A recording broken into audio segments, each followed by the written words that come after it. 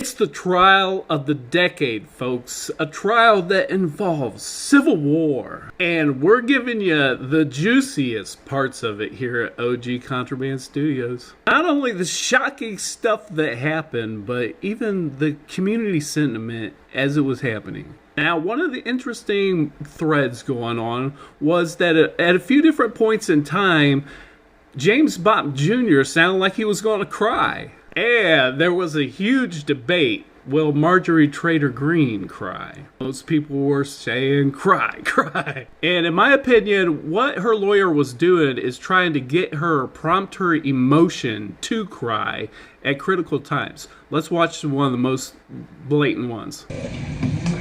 Did you say in this tweet, a message from the Capitol? Be safe, be smart, be peaceful, obey the laws.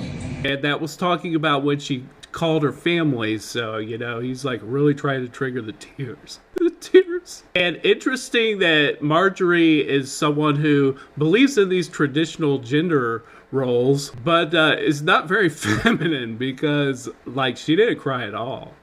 God bless. Yes.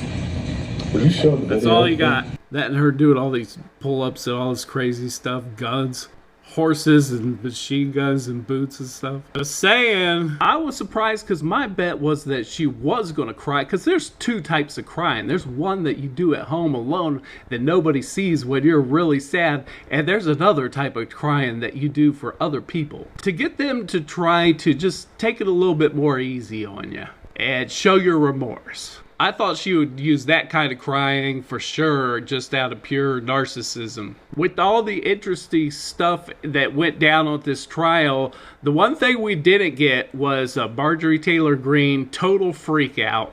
When she first got onto the scene at the very beginning, it did seem like she was just going to go all the way out. Let's watch. Doing anything unlawfully to interfere with the process of counting the electoral votes.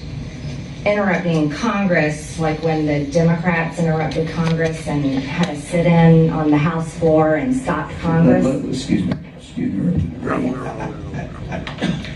I noticed that she adjusted her strategy later. Going into, I don't remember, I must have slipped my mind. January 6th sounds like a date, but I don't know what happened that day. I think she got a talking to from her lawyer during the break.